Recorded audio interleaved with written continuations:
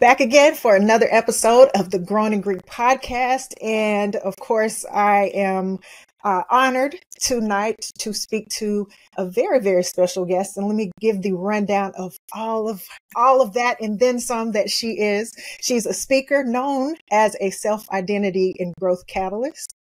She's been featured on local, regional, and national platforms, including TEDx, Pace Academy, and recognized for her excellence in education leadership. She has a degree in psychology from the University of Virginia. She's practiced as a civil trial lawyer for 15 years in Metro Atlanta. She served as Miss Georgia. Woo! And then she went on to win Mrs. International in 2000. And she currently serves as the Chief Equity and Inclusion Officer at Pace Academy. And she is a member, as you can see, of the Pink and Green, the first and the finest, Alpha Kappa Alpha Sorority Incorporated. My sister, please welcome to the Grown and Greek podcast, Miss Joanne Beauvoir. Very, very well done. You pronounced it perfectly, Soror. And it is my honor to be on the show with you. I do my best. You did great. Now I can tell you, I had to practice. I had to practice because I'm from the South.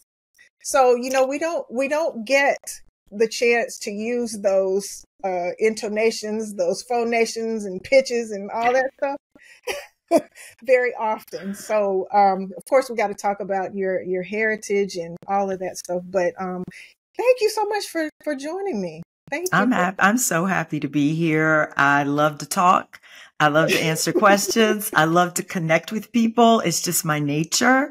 And so I'm excited for the conversation with you. So first off, tell me, what is a self-identity and growth catalyst? Thank you for that question. I was so intentional in using that language. So it has been a dream, passion, calling that I know that I was supposed to move into the coaching space. I'm just a natural motivator. I like to build bridges with people, build people up, and particularly when it comes to how we move as women. And so for decades, I have unofficially been in that capacity, whether as a mentor or in a coaching in a more professional setting. I've always had a heart for women and watching them really tap into their fullest potential.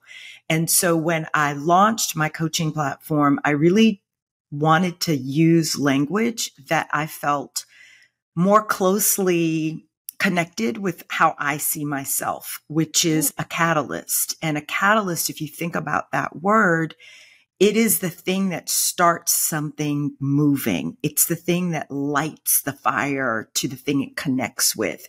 I want to be the spark that helps women start to look at themselves deeper, closer, in a way that makes them want to stretch outside of their comfort zone so that they're moving in a way that there is so much more confidence and clarity. And the relationship that I have with my clients is that of a coach and client, but my role is to serve as their catalyst. That makes sense. I have so many questions. So I guess my first one, and then we'll springboard, is, I know this is layered, but maybe you can dial me back and then bring me forward. How do you get there? Like, how do you get there? Because I am, I say now I'm a little seasoned. I'm a little seasoned. I'm more seasoned than you. Okay. I got more. I'll take that. You're good. Without speaking it. But now I'm a little seasoned. And I say that because, I've had some life experiences, obviously. And been in the marketplace for a number of years, realized things that I just don't. But all in that, self-discovery is the hardest part of it, because through evolving, you don't recognize yourself sometimes along the way. And then when you do start to recognize yourself, you are a totally different person. But anyway, my question, is how do you get there? Like, what's the starting point? What's the starting point without coaching? Without coaching me, because we're Yes. we're not doing that. But to give the listeners some insight. Sure, sure. It's not an easy process. It requires a lot of courage.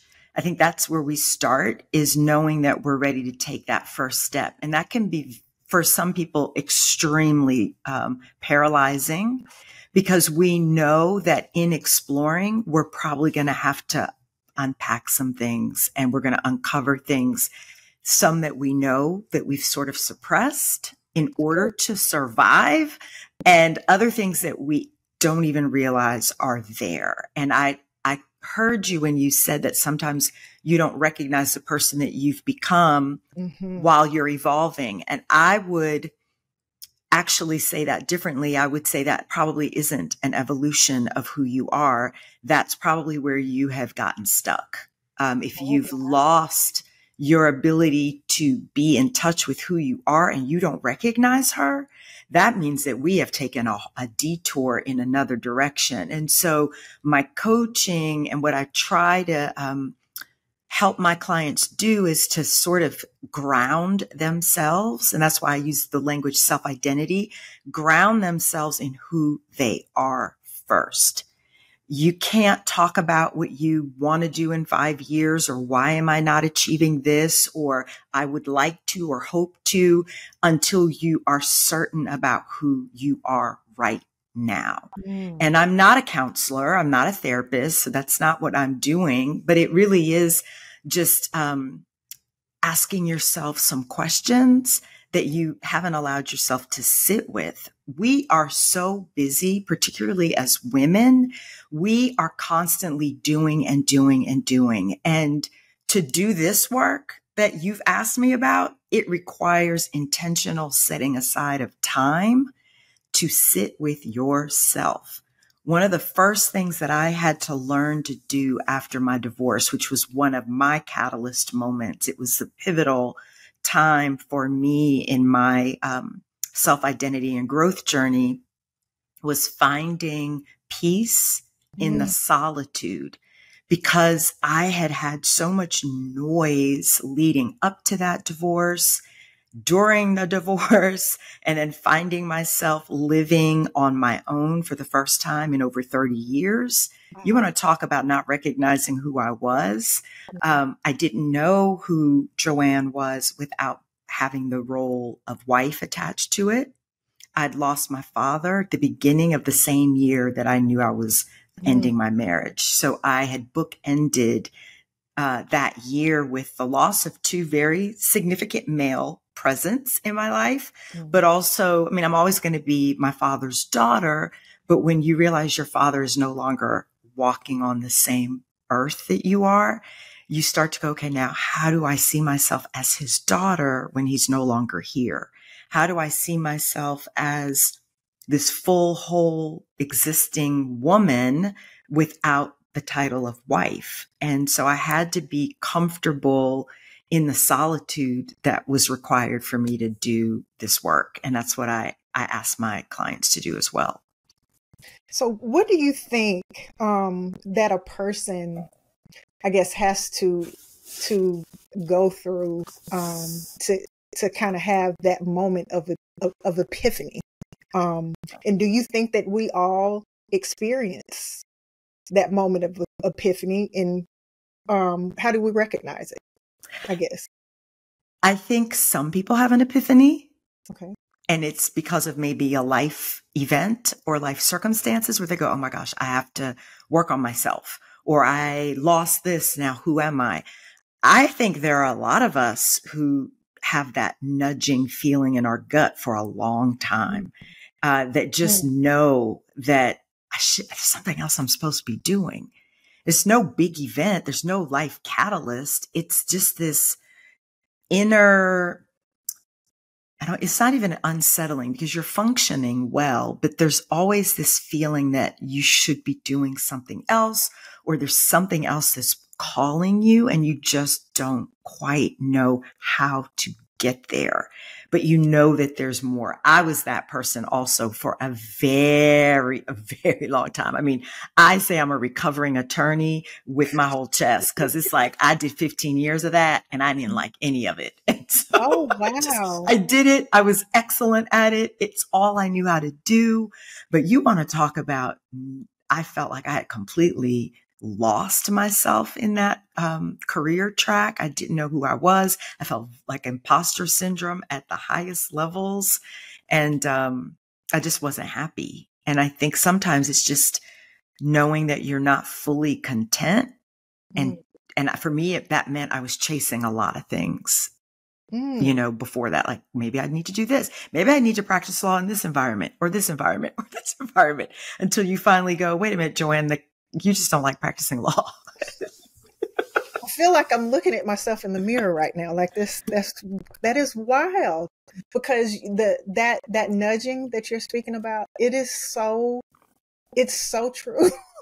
It's so true. But where I am now, it feels like I'm getting closer to that settling that you speak about, and not that I have, you know, not lived purposefully, and, you know, operated purposefully. But yeah, that voice, or that whatever that is inside, that just is just like a gnat. You're like, go away, go away, go away. But it won't leave you alone, you know, until you reach that point of, you know, freedom, or whatever is, I guess that's what makes life worth discovering, you know, along the way. But Absolutely. that is so, that's very true. But to hear you say that, it is an awakening and a realization, you know, for me. So, you know, I know you talked about how women tend to identify themselves as, you know, a wife, a mother, you know, a this or that in terms of what they do. But how are you setting the tone for your clients, and what advice would you give for tapping into redefining yourself, or saying it in a different way, you know, so that you can tap into that authentic person that you're supposed to be? You are asking all the right questions. Oh, gosh. Okay. You are asking all of those Okay. really critical questions, because we do get caught up in the what we do, and the questions we should be asking, or the question we should be asking ourselves instead, is, who am I?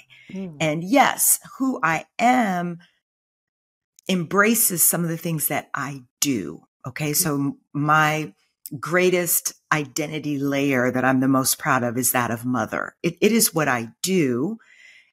But it is also who I am, because I am a mother, because I have had that role for 30 years. Who I am is also a nurturer. I am a nurturer. I'm a caregiver. I am someone who, is very empathetic. I feel what my children feel. And I think when you become a parent, it opens another whole host of parts of your identity that you didn't even know were there.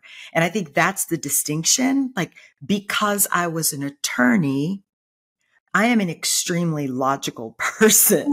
You know, I have the ability to hear multiple perspectives and sides to a story. And I also am the person that will try to dissect something to its fullest. That's not what I do. That's who I am, but it is a result of one of the things that I did with my life. And so part of my self-growth journey was almost aligning my identity with my core values and my experiences. I mean, you mentioned that earlier. You know, you've lived life now, which means your toolkit is so full of resources from your experiences that make you an expert on your own life.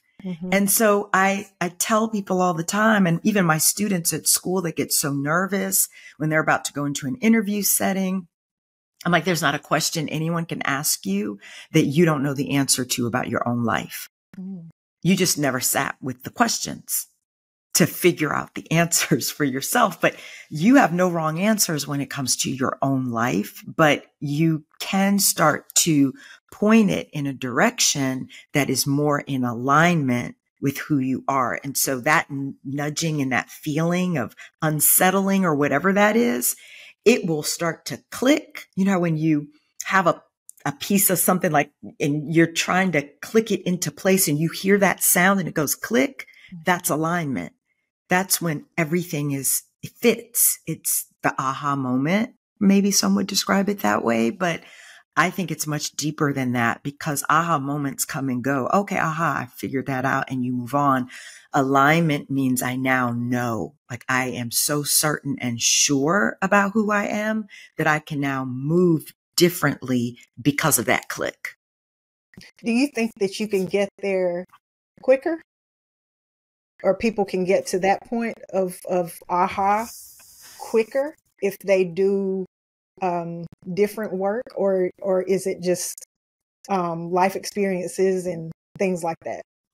Oh, I think if we give ourselves grace and the patience to sit with these questions, to sit with the truth, because a lot of us don't want to actually come face to face with truth about ourselves. And when we're able to do that, I think it does come a little bit quicker. I'm not going to wait for another life experience to teach me something that I can figure out right now.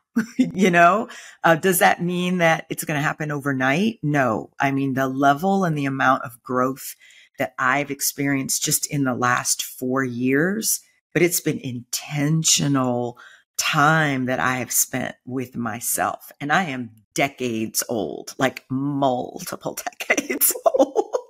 And I am only now, and I'm going to tell on myself, I'm only now in my 6th decade. Do I feel like I know who I am? And so if you can figure that out at 30, bravo, more power to you. But I guarantee you something else will happen in your life where you'll have to then re-examine what you think about that as the person you are right now. And so I wish I had been able to figure out who I was much sooner. I think I would have made some different choices, but those experiences inform me about who I am today. And so I don't, regret any of them. Right.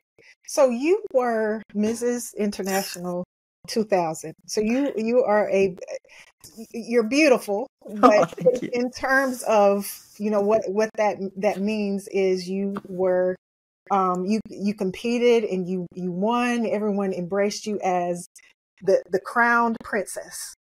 How was that? Like, how did you step into that, and how was the experience, and what did you learn from it? Listen, it is a whole subculture that I didn't even know about. Like the pageantry, it's like a whole other humanity. It's like a whole culture of its own. I didn't know that. I was an attorney at the time, and practicing. I was practicing law, but again, remember, she wasn't happy doing it. Mm-hmm. So I saw an opportunity to compete. I loved being in front of people. I love talking, and I figured, well, I mean, I'm walking, I'm talking, I'm on a stage. How hard can that be? And someone said, girl, you better go get yourself a coach. I said, a coach for what? It's a whole thing, Joanne. You're going to have to figure out how to dress and how to wear your hair. I thought, okay, fine. My coach, who became a really great friend of mine. In fact, we ended up launching a pageant coaching business together years later. And he was like, meeting with him and learning what that meant, and him calling me boring. I was like, you're boring. And he's like, no, Joanne, like you're going to have to become this other person, which is the irony of the work that I do now around identity, because being in pageantry, particularly in the late 90s to 2000s, a lot of the contestants didn't look like me. Mm-hmm. And so there were certain rules, unspoken rules that we as Black women had to adhere to look like we were playing the part. Okay. I look like a black Barbie back then. I have locks now. Back then it was, long hair and some extensions. And, we used to have to put, foundation on our elbows and knees Oh, because wow. our skin judges would ask, like, why do the kneecaps of black women look different? Yeah. When I tell you, it was a whole other thing. So being the first Black Mrs. International, I was honored. I was overwhelmed by that, but I also that lived experience for 12 months with someone who actually struggled with a lot of insecurity, believe it or not. I was secure performing. I'm secure being on stage. I'm secure talking. But the minute you start to look at me as whether or not I am beautiful, whether or not I fit your definition of what it means to be in pageantry, I was not comfortable with that at all. I don't know what pageant winner asks their director before an appearance, do I have to wear my crown? That's what I would ask. I mean, Oh, do I have to wear my crown and sash? And she would oh, look at me and like, you're Mrs. International, you're going on an appearance. Yes, you have to wear your crown and sash because the insecurity was so much greater than the weight of that crown. And I just had a really hard time believing that anyone that looked at me thought she was deserving of it. And that was my own internal work that I had to do. But yeah, I mean, I loved connecting with women. I loved that platform. And that's what was exciting for me was being able to go across the country to speaking engagements and do radio and television and just talk to people about balancing their life as a woman. And at that time, I was a professional and I had children and understanding that this is just my opinion and some may push back on it, but you can't have it all. mm, I believe that when you choose to do one thing really well, that means you aren't doing something else. mm, And so I stepped away from the practice of law because I felt like for me to be a better parent, I needed to find a different path that would allow me to be more present for my children. And so a year shy of making partner at my law firm, I was like, I'm out because if oh, I make partner, I'm never leaving because the money will be too good. And so I found other ways to practice law and that felt a little bit more family friendly for me back then. mhm. So yeah, it was an experience. Um, I don't know if the industry has really caught up with who we are as Black women. And that was a rub for me.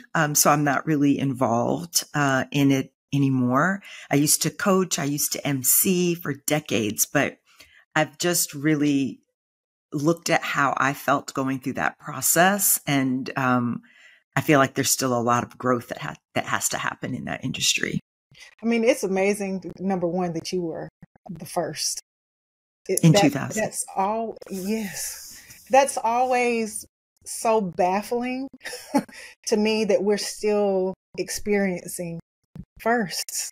And, with that, it's like, um, how can you, be confident, in yourself when it's almost like there's no blueprint. There's no one to pull from. There's not a lot of data there, Right. that you can research. And so, learning how, to overcome, I couldn't imagine, I could not imagine, how you felt, wearing that crown and, having the mantle, to carry. But here you are, and I remember, one of the things that I'm so grateful to our sorority for is helping me to see other women who looked like me, who had the same insecurities even that I had, or at the same time we had so many things in common. And so being a part of our sisterhood and even broader the Divine Nine has just really helped me to celebrate me because I see me all the time. And so it's just wonderful to know that you are someone within our community that has overcome, but you are celebrated in your own right, but you're doing the work to continue being a voice and helping other people to, self-identify and then celebrate, who we are, and so I'm really, really, it's just great to meet you and to talk to you and, to introduce the audience, to who you are. But let's talk about the work that you do every day.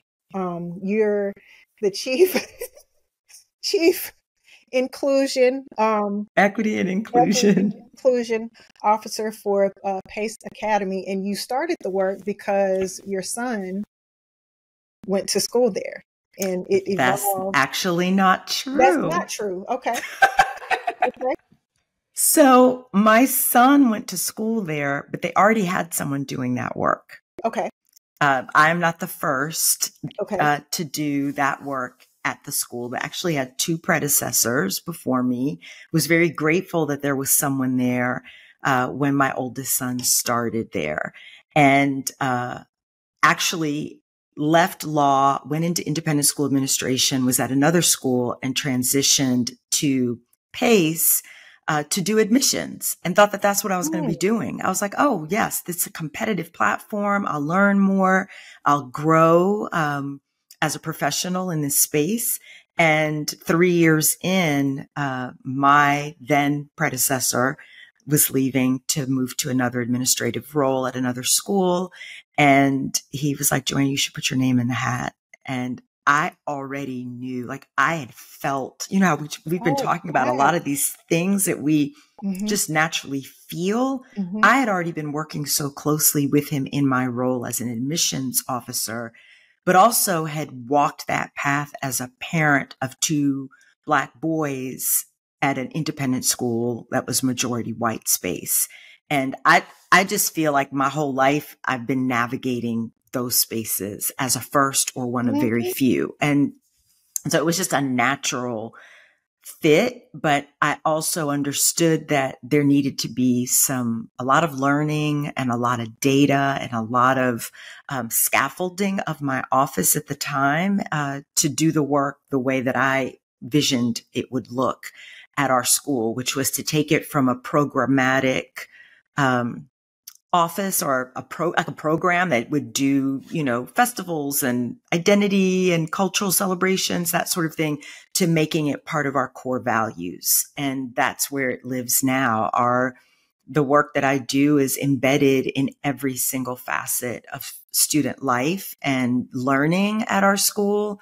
And I'm so proud of that work. I have said to people that my coaching practice is the thing that balances me. It is heavy work that I do every day, but it's such important work. And I love being in a school environment. I love being able to have that kind of impact on young learners. We're K through 12. And I have said I will probably retire there. I've told my boss, just have a rocking chair up at the front office. I'll sit there and tell stories about what it was like in the early 2000s. But I also know that there's this other part of me that also needed to be fed, and that was also fueling another passion. And so with my growth, I realized I didn't have to choose, but it was a both and for me. So I am excited about what I do every day, and then I get to come home and work on some other things. And the balance is what's important. And I think many people that do the work that I do around belonging are burnt out pretty quickly. The average shelf life of someone who does my work is 4 years, and I'm in my 8th. Oh, wow. I think it speaks to my community, but it also speaks to that intentional self-care that I've put in for myself, and kind of developing other facets of interests that I might have to strike that balance. how do you think things will change or evolve with, everything that's going on in the current climate that we're living in, and how do we, particularly the Divine Nine, step in to bridge those gaps? Because society is diverse. Mm-hmm. Number one, and the work that you're doing with the next generation, they're going to be left with taking the mantle. And so, what do you say to that? How do you speak to that? I think the Divine Nine is the perfect example of what it looks like to model for our young people who look like us and those who do not, because trust and believe, everybody at my school knows I'm an AKA and they actually know what that means. And we've spent time sitting with what that has meant for our community to, one, why we even have the Divine Nine, where that was birthed, how that was birthed. But the pride that comes with that. So modeling that in our respective spaces, wherever that is, I think my biggest, I don't even call it an aha moment, but the moment where I realized the work was so much bigger than myself was, let's rewind back to 2020. And there was another type of racial unrest that was happening that was also touching independent schools, the way we were walking. And, there was some resistance and pushback, nothing that looks like what it does right now, but we had to navigate that. And I think that modeling what it looked like for young people to see what it looks like to be proud, to be very clear about who you are, to sit in, again, in your identity as fill in the blank, whatever identity that is, but also understanding that how you show up in that identity impacts the people around you. And so, as a Black woman, that's how I show up, is because of that. The questions I ask, the lens that I have as a daughter of immigrants, all of that informs me as I move. And so I would say to anyone listening to sit with who you are first and really think critically about how you impact the community that you interface with, because that's going to be the takeaways that we don't know in many, many schools and landscapes across the country, whether or not you will be the only model and example that someone has about what it looks like to be a Black person, or what it looks like to be a woman, or what it looks, fill in the blank. So I think that's how I'm looking at it. I don't think that anything that we're facing right now, sadly, is new. Some of the things that have been taken away or pulled away, they were really only they were slapped on 4 years ago, 5 years ago. Like we act like we're in shock. But when you sit and think that some of these rollbacks of DEI programming, I mean, some of those things only came about as a result of 2020. And so you have to question and ask, what was the intention? What was the motive?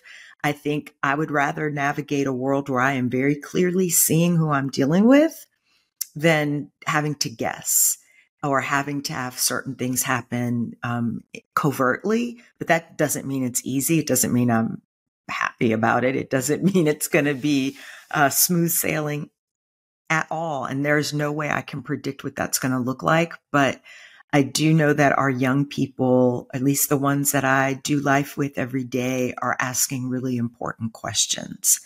And they are feeling a responsibility to move differently, to bring some healing and some leadership. Should that happen? Should a 14-year-old have to be thinking about it that way? Probably not, but I don't think we've done a good job as adults.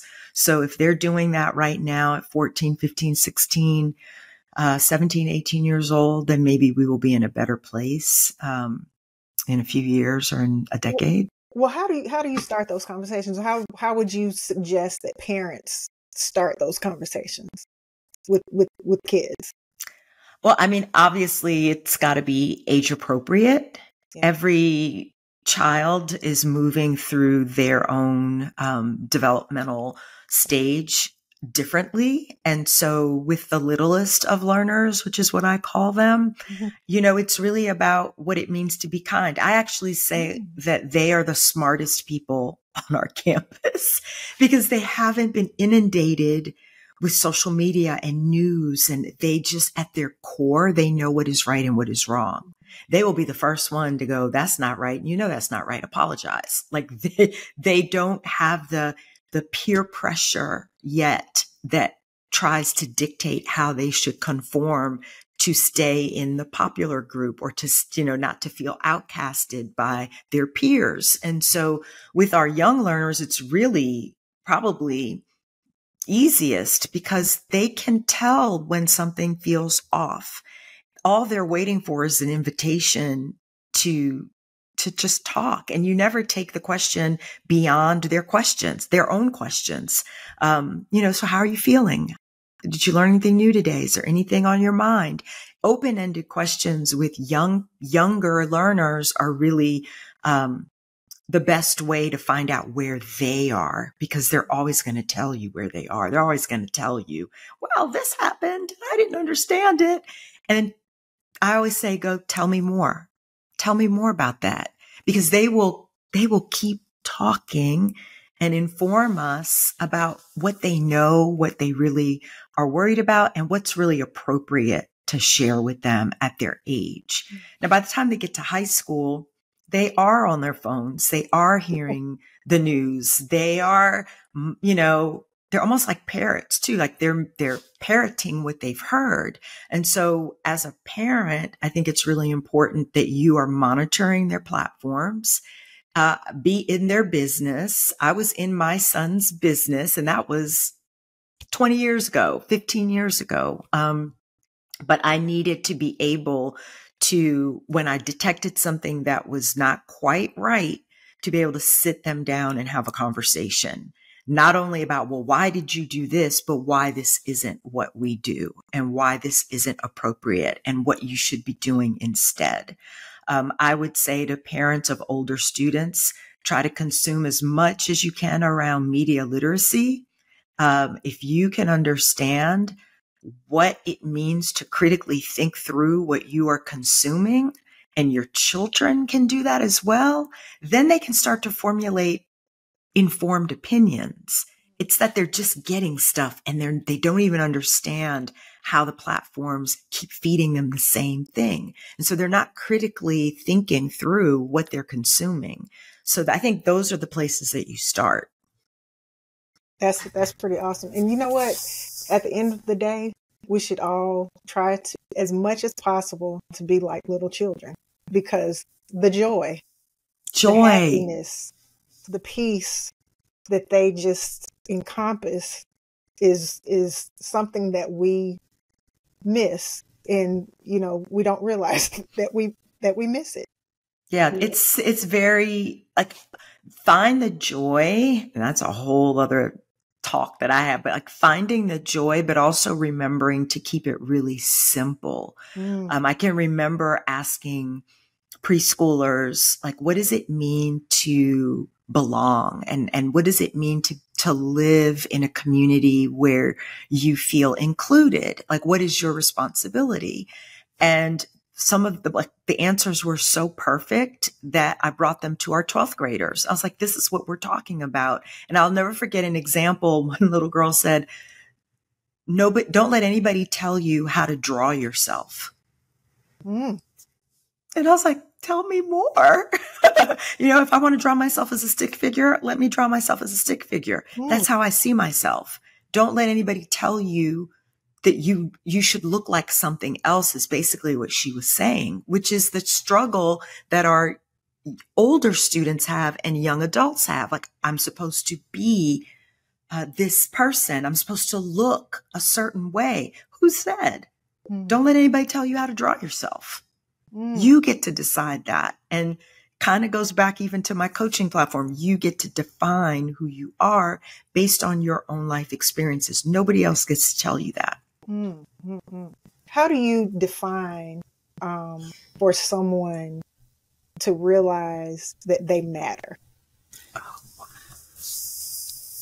Is that a good question? I love it. I had a long pause. Oh my gosh, you're so good. Okay. I'm Joanne, I'm so intrigued because like I said, like I told you earlier, I feel like I'm looking at myself in the mirror.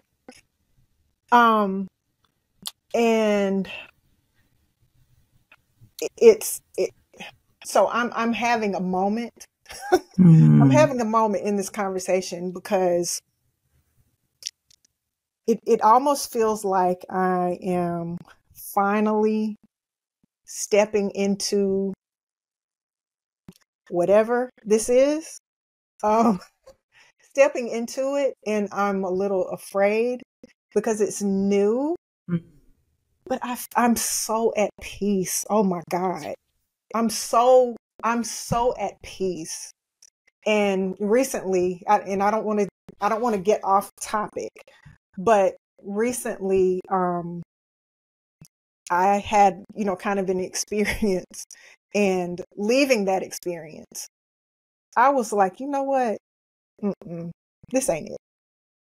This is not it. This is not going to be fulfilling, and I'm going backwards instead of moving forward. And I don't even know what is next, but I know I can't go back there. So I'm a little scared of what that next is because I've never experienced this amount of peace before. Like I really am at peace. And That's your answer. Okay. That's your answer. Okay. That is your answer.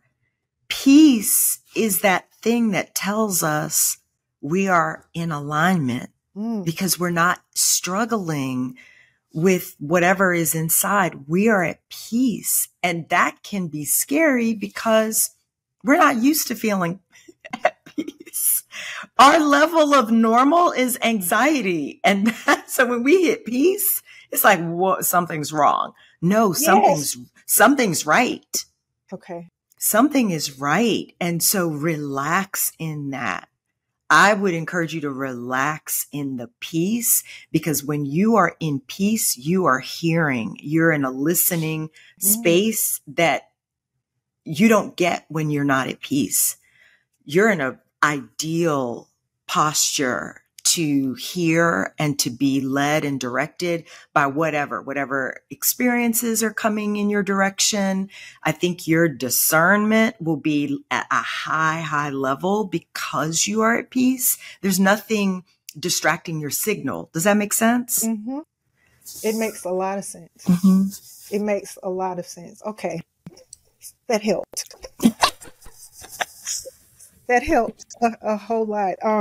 But no, it's just, and like my real name is Faith. My real name is Faith. DJ Chocolate is my persona and who I've become. And she's great. She's great. And I say she because she is a part of me. And Yes. I like her. I really like her. I'm proud of her. I talk to her. I listen to her.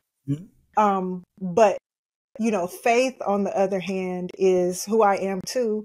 And I'm so proud of her because that part of me, that person, I guess who I really am, is the part that's at peace.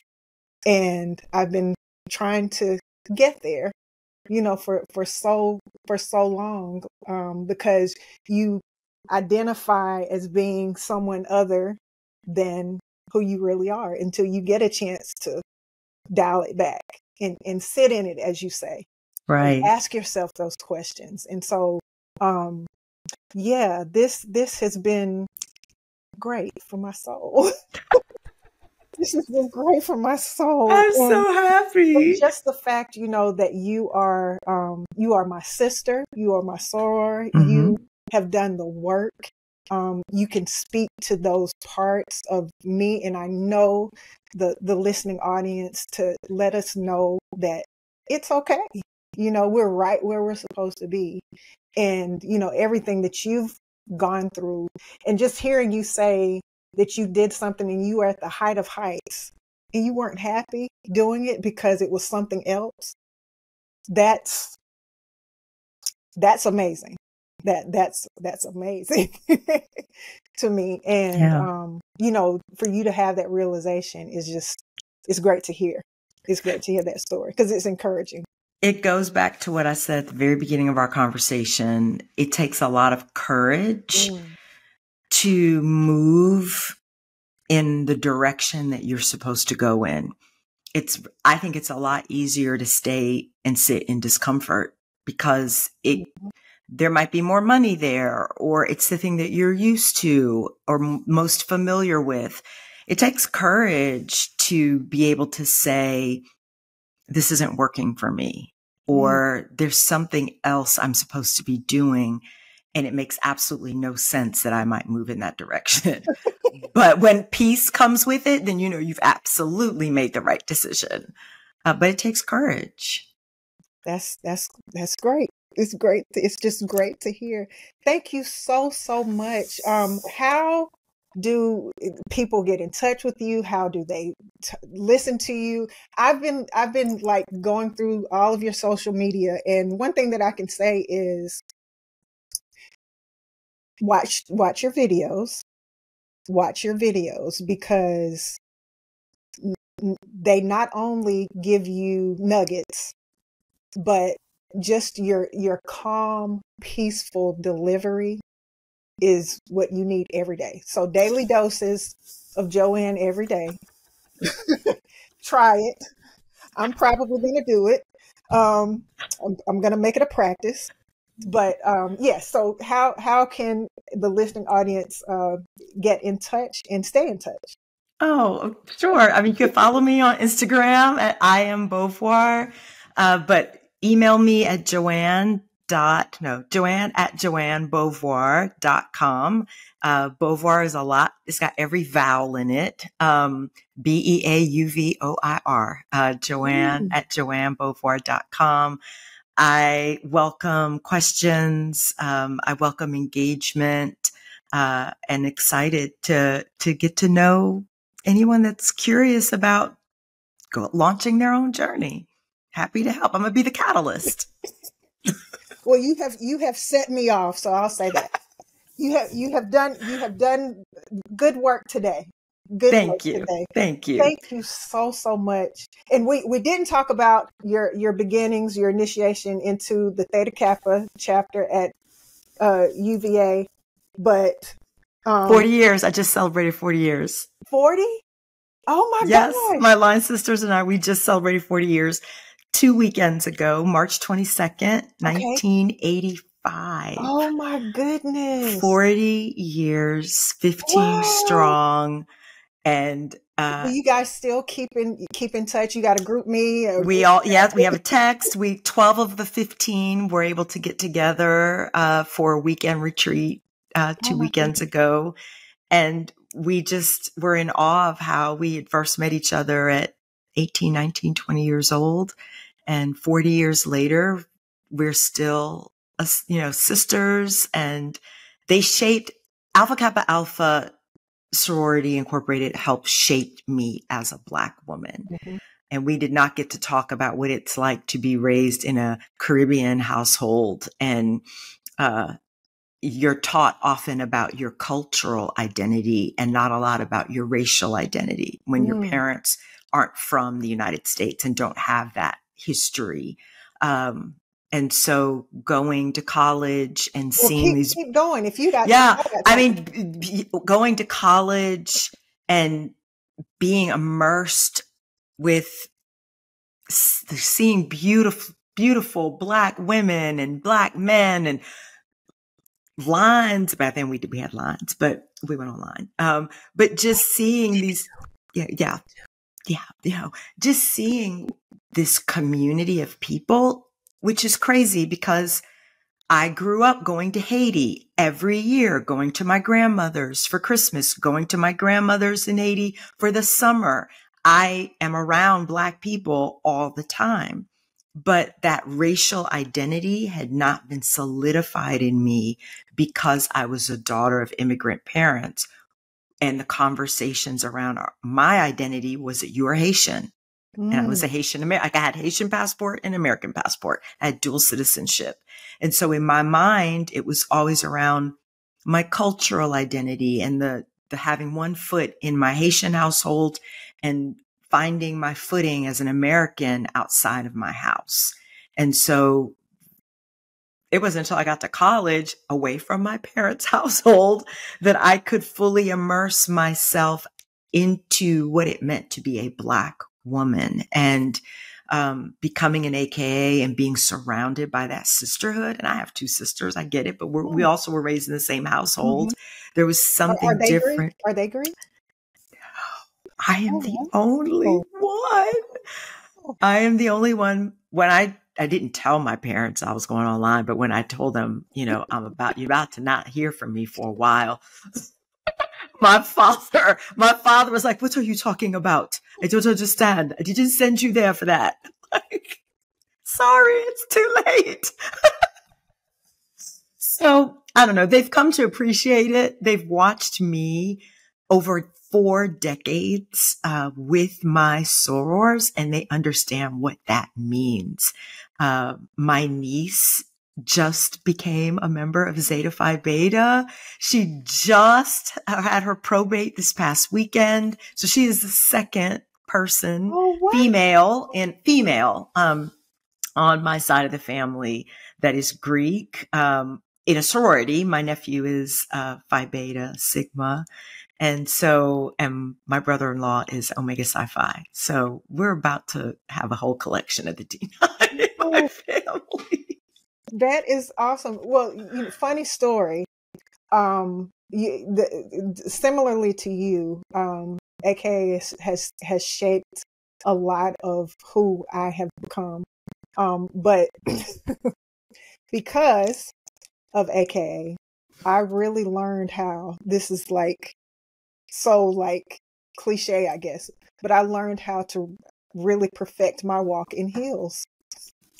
Oh my God. Because I was a basketball player in college.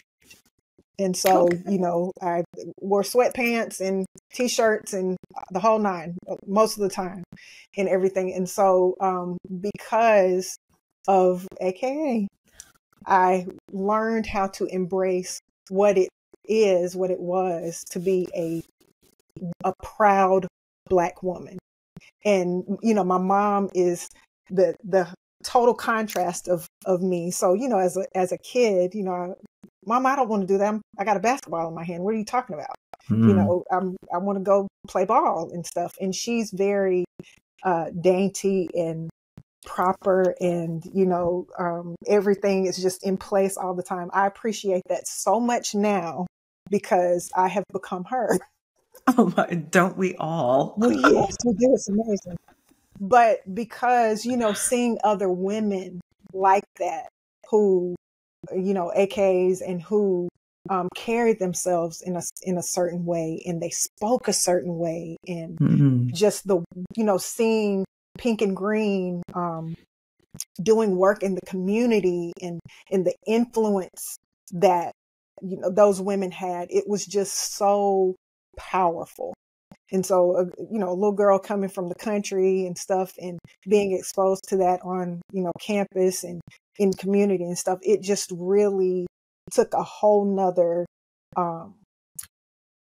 allowed my mind to expand and to see something that I could be. And so, yes, similarly to you, it shaped who I am. Absolutely. Absolutely. We're not going anywhere. At all. We're not going anywhere. At all. Do with what you're going to do with all the other. The D9's not going anywhere.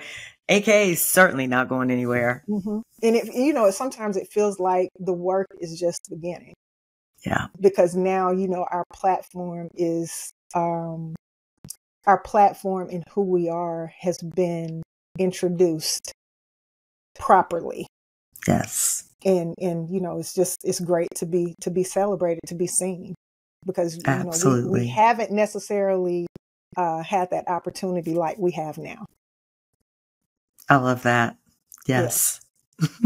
Well, it is wonderful to talk to you, and wonderful to, share this moment and this time with you. And thank you so much for coming on the podcast. And we got to do a part 2. I would love that. I feel like the conversation is not done yet. So I look forward to talking more, and especially, hearing about more of the work that you're doing, because I can only imagine.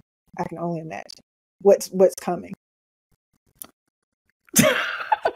Well, I appreciate you so much. Thank you for having me on as your guest. I absolutely love the conversation. Happy to come back. Well, thank you so much again. And please comment, like, share, subscribe to the Grown and Greek podcast. Make sure you follow us on all social media platforms at Grown and Greek Podcast.